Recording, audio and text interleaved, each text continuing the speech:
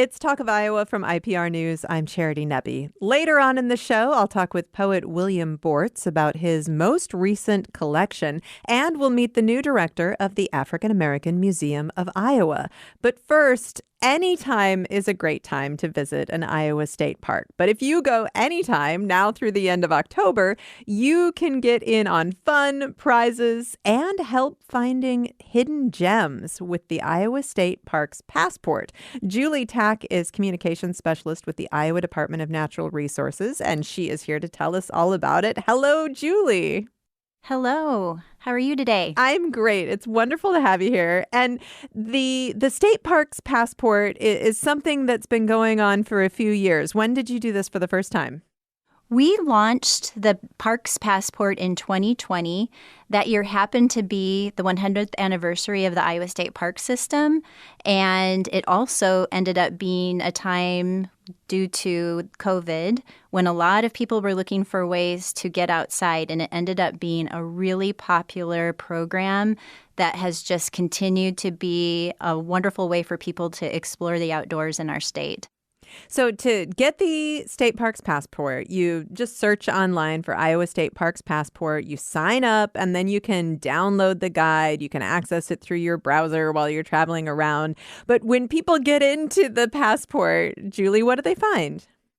The passport is wonderful because when you visit a park, you will see in there a lot of information about each of the parks, including suggestions from our park staff on hidden gems to visit while you're at that park. Every park has something unique to offer, and the passport gives really cool suggestions that people will enjoy visiting when they go to that park. And I was having fun just scrolling through the state parks. So you may find something you don't know about at a park that you visit pretty regularly, or this might even inspire you to go to a park you've never been to before, right?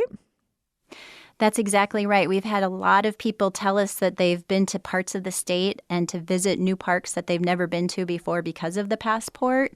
And there's so many beautiful places across the state. We have hidden gems in our parks, but we also have parks that are hidden gems. So there may be a park that you go to on a regular basis, but there might be something new that you want to discover. Whether you love to go for hikes or if you like to camp, if you like to do water trails or water recreation like fishing or boating. We have 69 state parks and 4 state forests that you can visit in the state, and most of those are on the passport. So it's a great way to explore and find new places to go. So when you get the passport, as I said, you can scroll through it and look at all of this information. But then when you go to one of these parks, you check in on your passport. And what happens when you check in? So when you have to get the passport, all you have to do is go to the sign-up page, click on the link, and it will instantly send a link to your text or to your email. And you click on that, and then you can download the passport onto your phone. And from there, when you go and visit a park, it will automatically bring up a check-in box for that particular park, and you just click on it. And if for some reason you have bad reception, all of our parks have posters with a special 4-number PIN code. Those posters are in places like our camping kiosks, our park offices, really popular places people are going to go, so they're very easy to find. And then that check-in counts as a way for you to earn points. And each park has a different point, 100, 200, or 300. The ones with the higher points are the ones that are a little bit off the beaten path, harder to get to. And the more points that you earn, then you can redeem those points toward prizes. And every year we've had some different prizes. This year our prizes are camping coupons, can koozies, and then also tote bags. And then in addition to that, every single check-in counts as an entry into our grand prize giveaway, which is a stay at Pine Lake State Park in a historic cabin. It's a really fun way to get a little merch that's state park driven and also have fun along the way. Pine Lake, of course, is just outside of Eldora, so on your way to northeastern Iowa. You're also having a photo contest. Tell me about that. Yes, every year. This is our 7th year for the passport. And so every year we try and do something a little different, a little fun to add a little bit more excitement to the program. So this year we are launching a photo contest. And so if you love to photograph state parks, we want to see your best work. If you go to that sign-up page for the passport, there's a link to a photo submission page. And we want to see if you've taken some photos of iconic places in state parks or people having fun outdoors. We'd love to see what you have. And the Iowa Department of Natural Resources has a really popular social media site or a presence on Facebook and Instagram and so forth. So we'd love to share your work on those platforms. We'd love to see it. And we think that there's a lot of people out there that love to do this. So let's see what you've got. So you mentioned this is your 7th year. It launched in 2020. That year, we talked a lot about the fact that it was the 100th anniversary of the state park system in Iowa. And then, of course, as you mentioned, people needed to get outside. That was really all we could do that summer. And so that put even more people into state parks. What has the reaction been to the passport? What are people's relationships with the passport over the years? People just love this passport. We have people coming back year after year. They ask us, we do a new one every year. You have to re-sign up every year because we have new prizes and new chances to redeem. But people are, they love to use it as a way to explore the state, come back, go to some of their favorite places. We have families that do this, but also we have people that do it, they're empty nesters and looking for a way to explore the state and take on some new hobbies, or friend groups. We have a lot of different types of people that love to visit the outdoors, love to visit state parks, and this is a great tool to do that. With around 60 spots on the passport, do you think you'll have people this year who will visit every spot? Do some people set out on a quest to visit them all? We do. We have many people that like to try and hit every spot on that passport. And then they'll, of course, send us a message and let us know that they achieved that. And it's really cool because some of our, what I would call more rustic parks that are maybe a little bit more challenging to get to because they're not like on a major interstate. They take a little bit more of an effort. We will have so many people check into those places on this passport. And it's just so fun to see that people are really exploring and looking at some of those new out-of-the-way places to visit in our beautiful state. Why does it go through the end of October? I know a lot of people, of course, are looking for places to get out and about in the summer, but why is it important to include that fall season to you? Fall in Iowa is one of our best times to visit state parks. First of all, there are a little less people that visit, and so it's a quieter experience, which is really a lovely way to explore our state. But also the gorgeous leaf colors. Some of our state parks have just absolutely gorgeous autumn colors, and it is a fantastic time. The weather's usually really comfortable, and especially in northeast Iowa, but all across the state, we have so many beautiful places to visit and to make that weekend trip to a new place that you might not have explored before. I want to talk about the hidden gems before we run out of time. Maybe hidden gem isn't even quite the thing to say because they're just a featured gem of the different parks. Who chose these? Every one of the featured gems that are listed in our passport, there's one for each park. Our staff picked those, and it's really some of their favorite places to go, sort of those aha moments.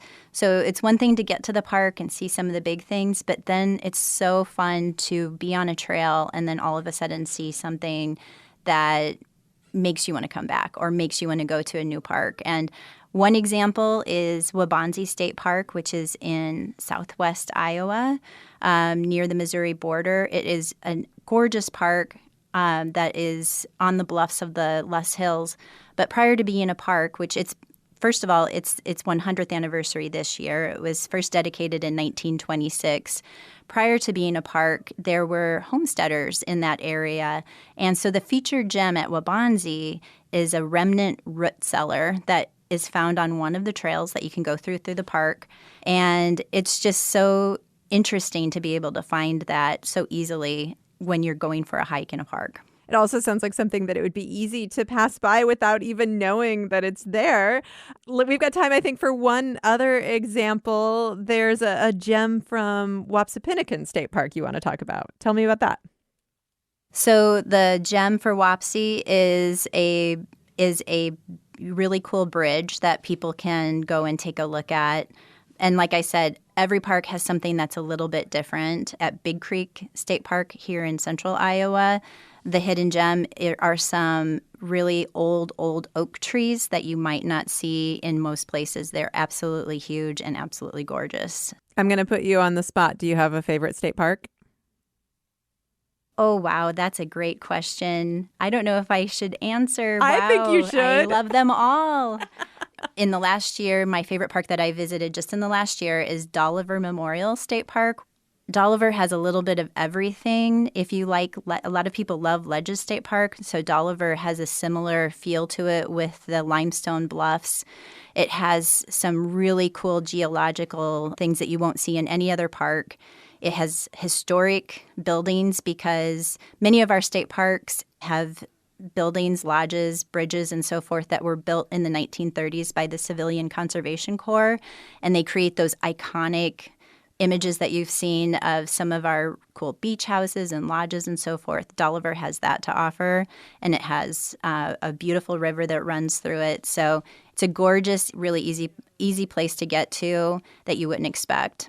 I have never been, so now that one's going on my list. Julie, thank you so much. Thank you. Appreciate it. Julie Tack is Communications Specialist with the Iowa Department of Natural Resources. You can find out all about the Iowa State Parks Passport by searching for that online, and then you can sign up and download the passport. Check-ins from now through October 31st give you an opportunity to earn rewards and win prizes. This is Talk of Iowa from IPR News. It's Talk of Iowa from IPR News. I'm Charity Nebbe. Coming up in 20 minutes, we'll meet Ann Harris Carter, the new director of the African American Museum of Iowa. With me now is poet William Bortz. His latest collection is I'll Leave a Light On for You. It's the first collection he's published since becoming a father, a role he cherishes, but it also brings up difficult memories from his past. Bortz had a difficult childhood. He spent a lot of time in foster care and experienced periods of homelessness. The absence of his own father is a presence in this collection, an exploration of memory, family, love, and joy. William Bortz will be at Storyhouse Book Pub in Des Moines on Friday, August 7th at 7 p.m. in conversation with poet Kelsey Bigelow. That is a ticketed event. And William Bortz is with me now. Hello, William. Hello. Thank you so much for having me. Thank you for being here. And I want to start with the title of this collection. What does I'll Leave a Light On for You mean to you? It was a text my wife sent me, and it's a pretty mundane text, but it kind of hit me. I was out late, and she was at home and texted me and said, I'll leave a light on for you. I love you. Good night. And it just resonated with me a lot. This idea of kind of being loved outside of us recognizing that we're actually being loved. That was something, a sense of security that maybe you didn't consciously long for as a child, but it really brings up that feeling now, that was the security you always wanted. Absolutely, yeah. And kind of this imagery of arriving home to it being ready for you. Yeah, that was not something that I had growing up, that idea of stability and sort of constant love and small showings of that. You told me once that you started writing really as a coping mechanism. These days, at a much more stable place in your life, what is your creative process now? What drives it? It feels a lot more exploration, curiosity. I love the idea of poetry asking questions that you don't really expect to get answers from. And, growing up and using it more of as a cathartic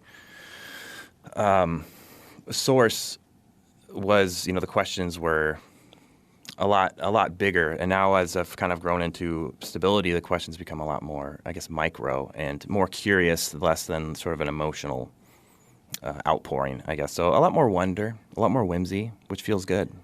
And you're still using it to kind of sort out your feelings and ideas. I got kind of a kick out of the title of the first section of the book, which is View from My Therapist's Window. Oh, sure.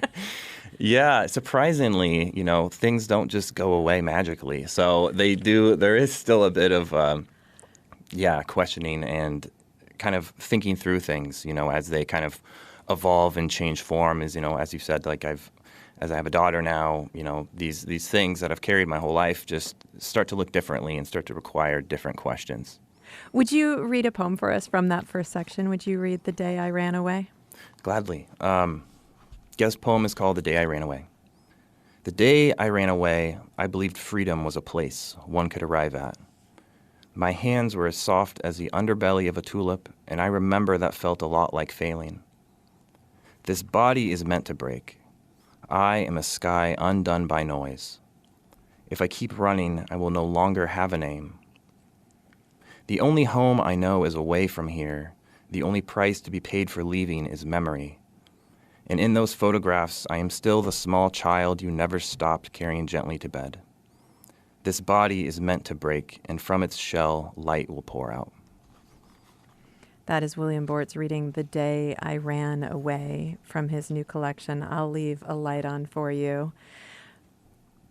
That poem, it felt to me when I read it like it began as a straightforward memory, and then, of course, it shifted into metaphor. What does it mean to you? That's a pretty good explanation.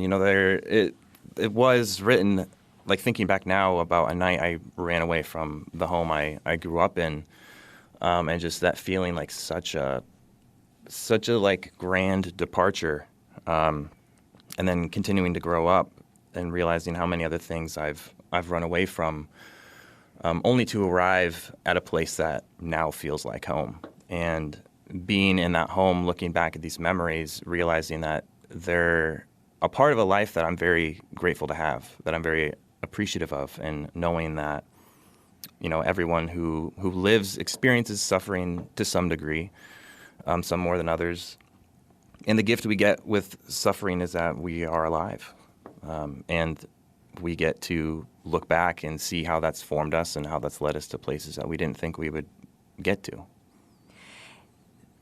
The process of understanding yourself, of reaching back to these memories, of sharing this with others, as your following has grown, as your collections have gone out in the world, how do you feel like your poetry changes when it's read by other people and then infused with their experiences and their memories? It makes me like it more, for sure. It makes me appreciate the writing. It's starting out as sort of just jotting down in a journal or diary, and now being able to share my writing with people. To quote a small poem, there's a poet by the name of Sean William Doherty, or William Sean Doherty. I always forget the name, but he writes a poem that I'm going to brutalize a little bit, but essentially saying that there's a wound, someone has a wound in the shape of your words. So it's this constant reminder that the power of art and the power of writing is that we're speaking about a life that we don't live alone. Someone has been through what I've been through, and they might not have the words to conceptualize it or understand it or turn it into something other than grief and suffering. So to know that's possible with the words I'm writing is a gift. You are writing in a time where the people who make art are in many ways more accessible than ever before. And you have a fairly large following on Instagram, and you share your poetry there and other things. Do you find that that gives you kind of an immediate relationship with the people that your poetry speaks to? That's a good question. Yeah, I think so. I mean, we're in such a digital age and such a time where, we're just constantly scrolling. So it is nice to receive, messages from people every once in a while about poems that really resonated with them, or, a few times people have gotten tattoos of poems that I've written, and it's a nice, it's very humbling, to say the least, but to know that, in this world where everything's kind of an ad or we're constantly scrolling, that I'm able to connect with people from who knows where about things I've lived my life, and hopefully that was a gift to them. So that's multiple tattoos, you're saying? Yes. Yeah, believe it or not. I mean, I have, yes. Okay, what was it like the first one? The first time you learned that someone had gotten a tattoo of words that you had written on their body? I was like, "Are you sure? Was this a mistake? Were you unconscious when this happened?" I had a lot of gratitude, but I mean, every time it's definitely a feeling of, it's hard to honestly put into words, but yeah, definitely hard to believe. Does that feel almost like a weight, though, to know that people take your words so seriously? That's a funny question. Yes, it is. I mean, and for me, every time I get a message from someone, or let alone a picture of someone's tattoo they got, it is a weight. I'm like, well, hopefully, this will carry through your whole life. That's my hope. But yeah, it's a weight for sure. That's a kind of a very special weight, but Yeah. I can imagine it feels like a big responsibility. Yeah, certainly. So since the last time we spoke, last time we talked, you were on the cusp of fatherhood. Now your daughter is about 2.5 years old? Yep. She just turned 2.5 in May. Becoming a parent is such an incredibly transformational experience, pretty much for everybody who becomes a parent. How do you feel like it's changed you? Oh, it's it's a fun kind of two-sided thing. In a way, I get to see the world brand new again through my daughter's eyes. And on the other side of that is, all the things I've carried with my whole life, they, once you become a parent, it's a whole new scope to look at them with. It's just a brand new perspective, and, for better or worse. But, as I get older and I think about, kind of the way I was raised in my childhood and how I've, come to terms with things and healed from things. And then my daughter's born, and I'm like, oh, it feels brand new again. It feels like I have to kind of start over and understand all of this again, because now I get to see my upbringing through my mom's eyes, or, my dad's eyes, and think about, the weight of their decisions, the things that they did, the choices they made. And now I think about the choices I've made and the choices I make, and they feel like they have a lot more weight now. Before my daughter was born, thinking about things that felt, which I'm sure this is a universal experience, but I was like, oh, this is going to be great. Everything's going to be easy. My decisions are going to be really sound. And then, she's born, and I'm like, oh, right, she's going to remember stuff for a long time. So it's thinking about, decisions that I make, I feel a lot more important in light of the sort of grief that I carry and have to reshape and give to her. When I was pregnant with my daughter and I found out that I was having a daughter, I had just a really unexpected, to me, it was an unexpected reaction where I realized, oh my gosh, this baby is going to have to go through all of the hard things that I had to go through. And I suddenly just, I felt so much anxiety and so much weight as her primary role model, and all of this. And I wasn't prepared to be hit by that. And I can imagine that as a father, with all of the feelings and all of the love that you pour into your daughter and all of your best intentions and best hopes, the fact that you didn't have a relationship with your father must feel really powerful and frightening almost. What has that been like for you to try to navigate? Powerful and frightening is a great way to put it. Yeah, it feels good, to use common terms to sort of break a cycle. But it does feel very, very weighty. I'm fortunate enough to have a lot of really good examples of fatherhood in my life. Not having one myself, I have a great father-in-law. I have friends who are great fathers, who were fathers before me, and so that's been a gift, and that's helped a lot. Being sort of shepherded by them into fatherhood. But there is kind of this fear of, that doesn't, they're them and I'm me. And so there's always this constant kind of fear. When I think about it too much, it makes me feel very anxious where, as a parent, the kid will go through different stages. 2.5 feels really easy, They're excited by a flower or an airplane, and they get older, they're going to start asking questions and things are going to be more nuanced and complex. And thinking about those things definitely is kind of where the fright and anxiety comes in of, I hope I can get through those things the way that I get through those simple things now, with patience and calmness and wonder. That's my hope. One of your poems that I really loved is called The Unrivaled Burden of Memory. And in reading that poem, and of course it is a poem, I'm endowing it with meaning with my reading, but it also felt like you were thinking about, in some ways, how, in particular, your mother failed you, but also how she was hurt. And writing with such empathy and love for someone who hurt you. Has becoming a father deepened that empathy? Ooh, that is a great question. It depends on the day. Some days, yes. Like some days, I do feel. There's kind of sort of a constant state of feeling empathy. But then some days, there's a lot more frustration and kind of anger of trying to rationalize choices made and decisions made. And it does. There's a new light and perspective that I think has given a lot more empathy to thinking about my mother and how I was brought up. But some other choices and some other decisions kind of went in the opposite direction, where there's a bit more confusion,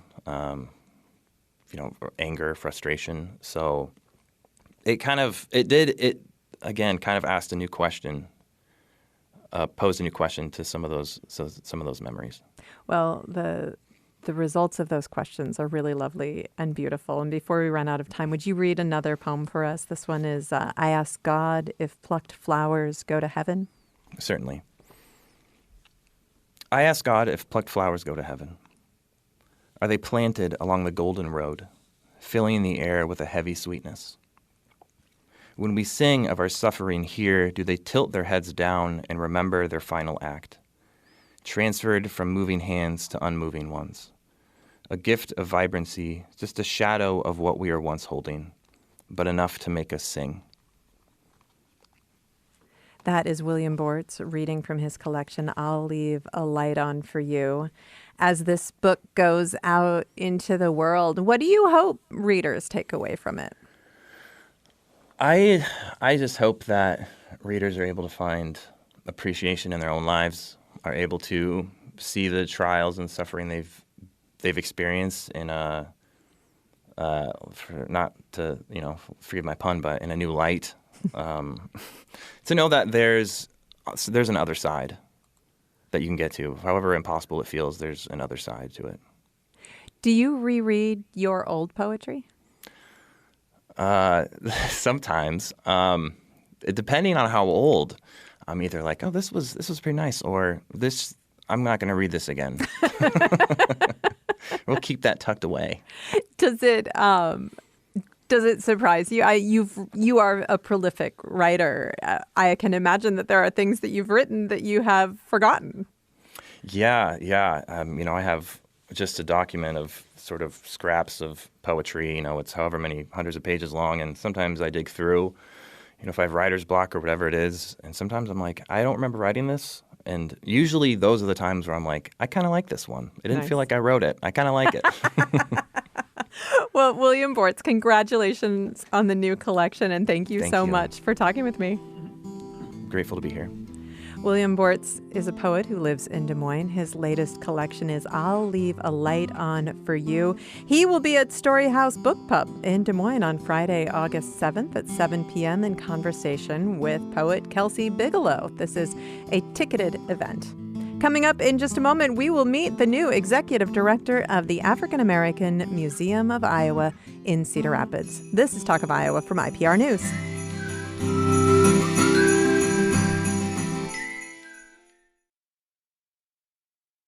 It's Talk of Iowa from IPR News. I'm Charity Nebbe. The African American Museum of Iowa in Cedar Rapids has been through a lot since its founding in 1993 at the Mount Zion Missionary Baptist Church. After finding a temporary home in Westdale Mall, the museum moved to its own building in 2003. Only to have to battle back from the floods of 2008. Then just a couple of years ago, it went through a $5 million renovation and reopened to the public. Since then, there have been a couple of leadership changes, and the new executive director, Ann Harris Carter, took the helm in May. Carter grew up in Cedar Rapids and had a successful career in corporate America. Then she pivoted and became the Health Equity Program Manager with Linn County Public Health. Now she is executive director of the African American Museum of Iowa, and she is with me now. Hello, Ann. Hello, Charity. I love the enthusiasm in that introduction. Thank you so much. Well, it's wonderful to have you here. And this is a big change for you. What drew you to this work? That's a great question. I really have to start with my pivot to public health, Linn County Public Health. I had spent my entire career in the corporate sector, and having been back in my hometown, just felt that I needed to be more closely connected to community members. And so that's what led me to public health. This, being the executive director of the African American Museum of Iowa, to me feels like an extension of that desire, and functioning and working with community members, not only in my hometown, but statewide. And the museum opened in its own space when you were living outside of Iowa, but you do have memories of that time. What were your thoughts when it opened? Just a lot of pride and excitement. I mean, my introduction to the museum, particularly when it moved into this current space in 2003, really was from attending family events. We've had a couple of family reunions here in our celebration hall, but also just that overall pride of naming, saying out loud the significance of the African American heritage of Iowa.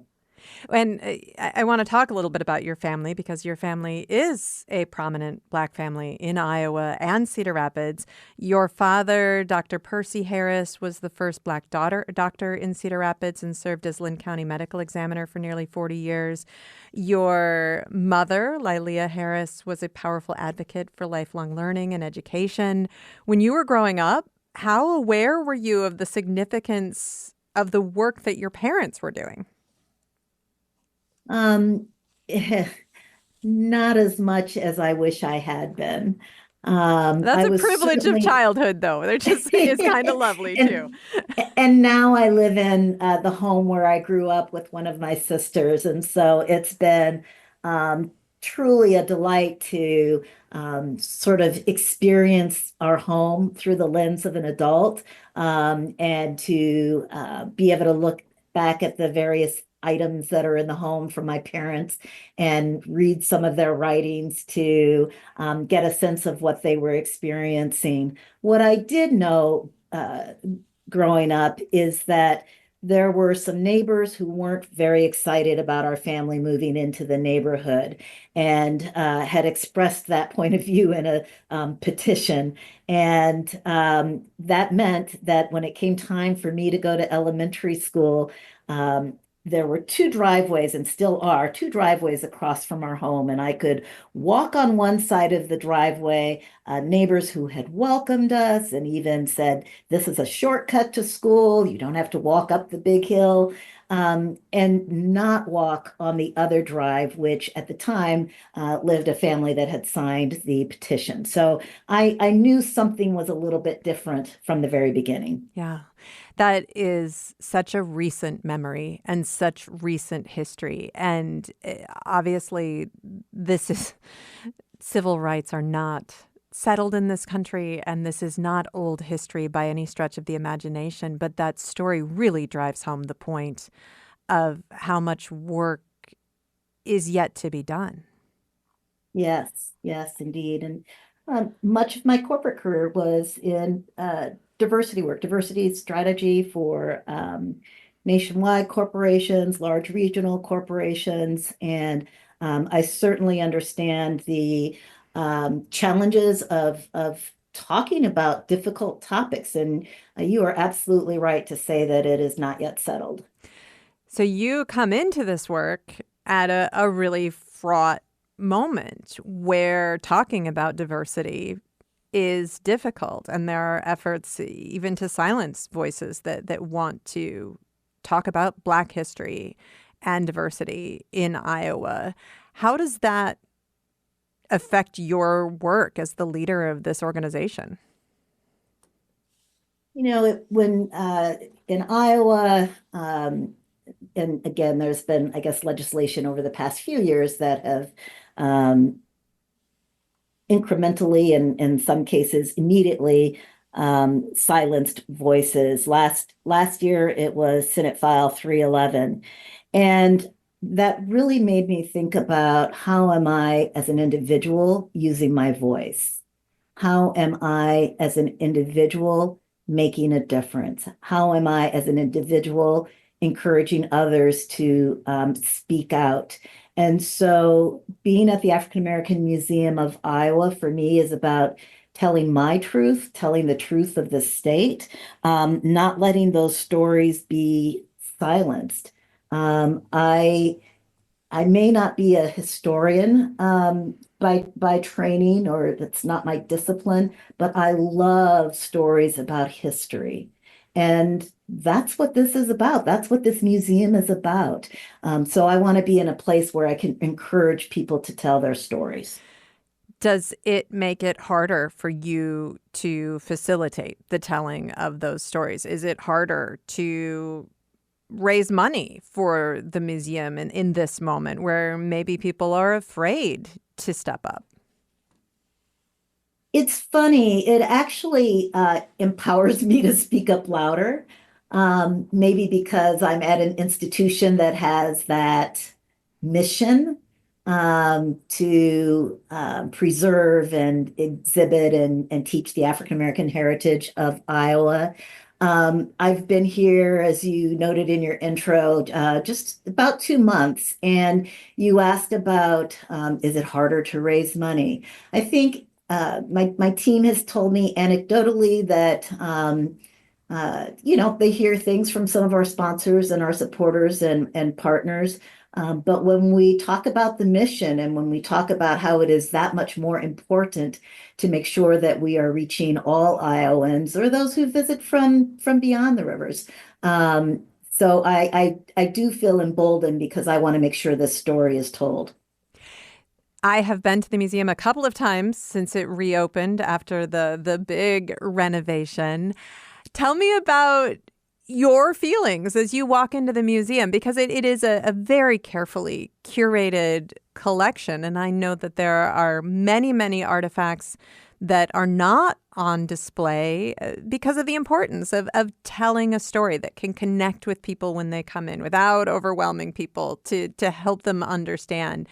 What do you feel when you walk into the permanent Well, I exhibit? am going to speak about the artifacts, but first let me describe the feeling when I walk in the building. And this is true every day for work. I mean, a major part of the renovation following the flood and with the construction more recently of the flood wall for this city was our entire lobby was redone. And it is floor to window, floor to ceiling windows, a bright, inviting carpet. I mean, it's just light, full of light. And I've also had the experience of or the opportunity to experience some receptions in that area, and you just hear the vibrancy as folks are having conversations. Our gallery has, and you may remember, has two exhibits. There's a permanent exhibit, which we call Endless Possibilities, and then there is our rotating or our temporary exhibit. And so the um, the artifacts that you mentioned, we have some 3,000 artifacts in our collection. What is actually displayed in the galleries is way less than 10%. And I have to tell you, the first day that I was here and our deputy director was walking me around, I was flabbergasted to learn that. I had no idea that that's how museums operate. And so I think about all the care that goes into not only creating the exhibits, but also caring for those artifacts and just painstakingly organizing them, archiving them. I feel like I could spend all day in that in our collection room, although it is a very carefully guarded space. And probably a little bit chilly in there too, I would guess. It is a little bit, yes, yes. Temperature control is definitely a thing. Do you have a favorite part of the museum? I there are two parts. I mean, I enjoy the endless possibilities because of, it starts with Africa and more specifically pre transatlantic trade of humans, and and then goes up to almost present day. And every time I go in there, I see something different. I have to tell the story. We had family visiting from France recently, and in the permanent exhibit, there's a diagram of a slave ship, and then the plaque talks about ships that were built in Nantes, Nantes, France. That's where my cousin lives, who was Oh, visiting wow. us. And, Wow. that's just a goosebump moment when you think about stories that connect over the centuries and being right here in the museum. So I love discoveries like that. I do want to add a second, and this one is probably more aspirational. And we have a large, we call it our celebration hall that it's available for rentals, but we also do programming in there.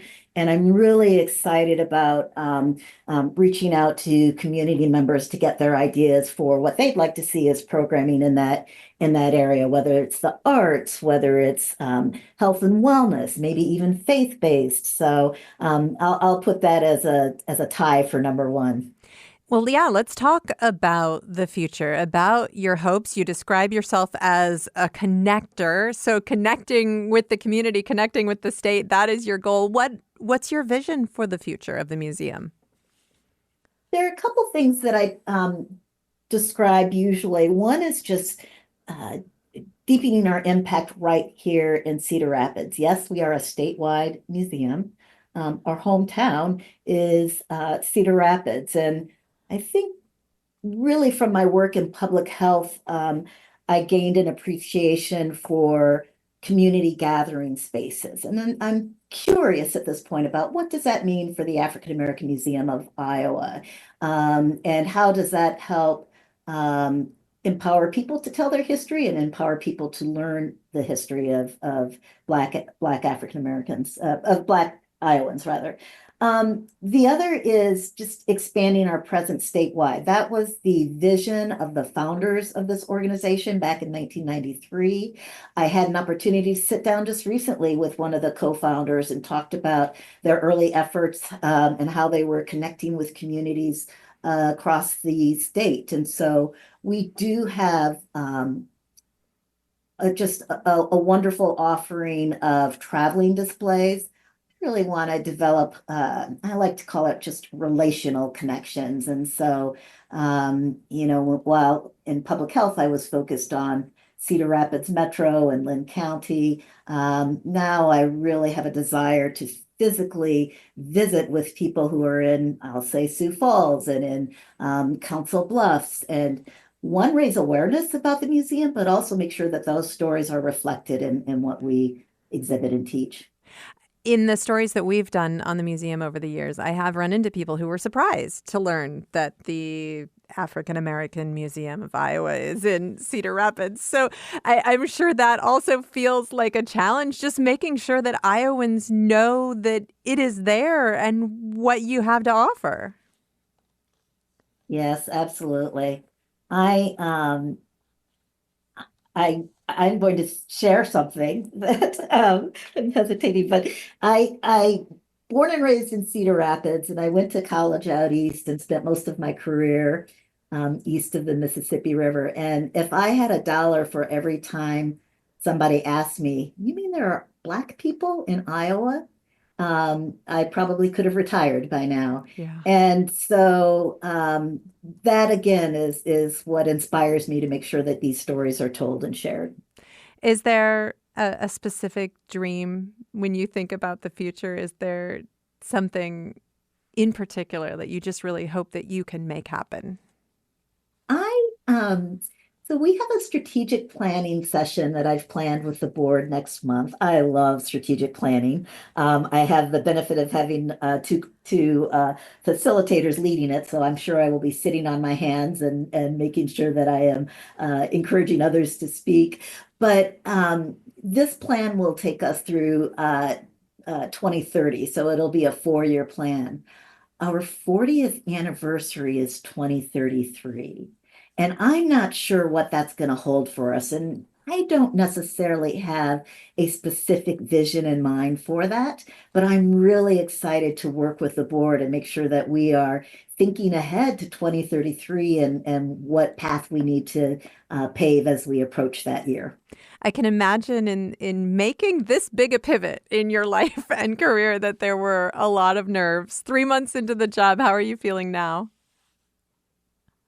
Feeling great. It is such a wonderful learning experience. I'm grateful to work with a team that never hesitates to ask my questions or share with me things that I need to know, whether it's about something that our curator is working on, or our deputy director and operations, or our development director, or even marketing. And so I am grateful for that. I'm also grateful to have a board of folks who are personally invested in the mission. It's now, there are days when I'm like, why did I do this? Or why did I make this change? But I tell you, I walk in that lobby and those feelings go away. Thank you so much for talking with me. Thank you, Charity. Ann Harris Carter is the new executive director of the African American Museum of Iowa in Cedar Rapids. You can find out more at blackiowa.org.